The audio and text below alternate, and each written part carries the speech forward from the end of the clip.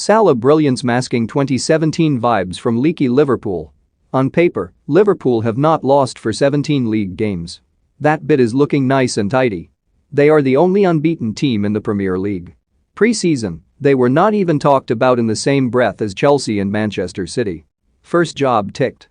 As the International Space Station sucks up the Premier League again for a while, second is not a bad place to be. Everybody knows how a COVID climate crisis floored Liverpool, tectonic plates cracked, and key players fell through the chasms. But in the last 10 games of 2020-21, Jurgen Klopp's squad somehow managed to forge a new identity within their eye-rolling injury crisis to collect 26 points from 30 and storm past the line into third place.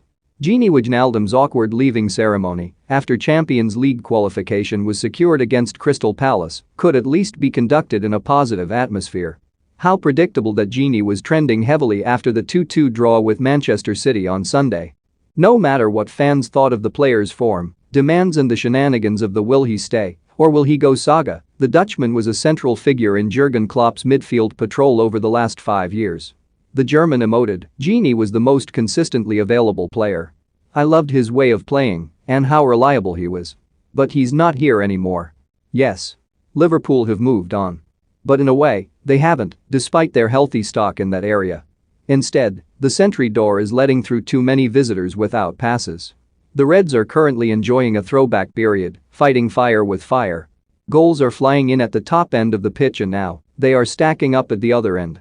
You would be forgiven for thinking it is 2017 again, when Liverpool were the great entertainers, but with a trapdoor that swallowed up much of the good work. To see a 35-year-old James Milner given the runaround by Phil Foden was one thing, but Jordan Henderson struggling to contain the constant City flow and his vocabulary was more alarming.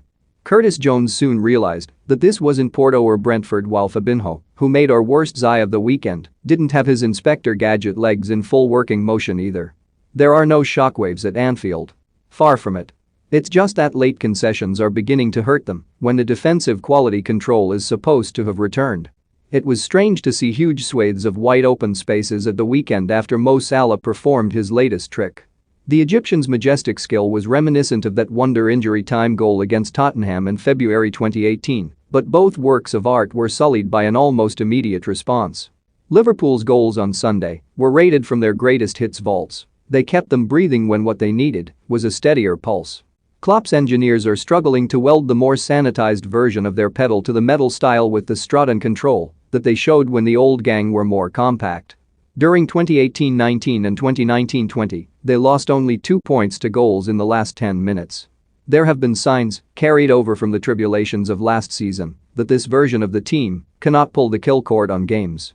On Sunday, the manager said that his team initially served up a plate of cold chips.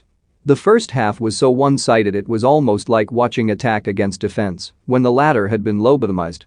This personality disorder was corrected after the break when Klopp charged down that tunnel retro style to remind Liverpool who they were. They know, it's just that the working parts are not entirely pumping in synchronicity. No longer do VVD and company look like the cool cats that can see out a game without breaking sweat. There is no definitive trend yet, but the signs of wobble will only give the opposition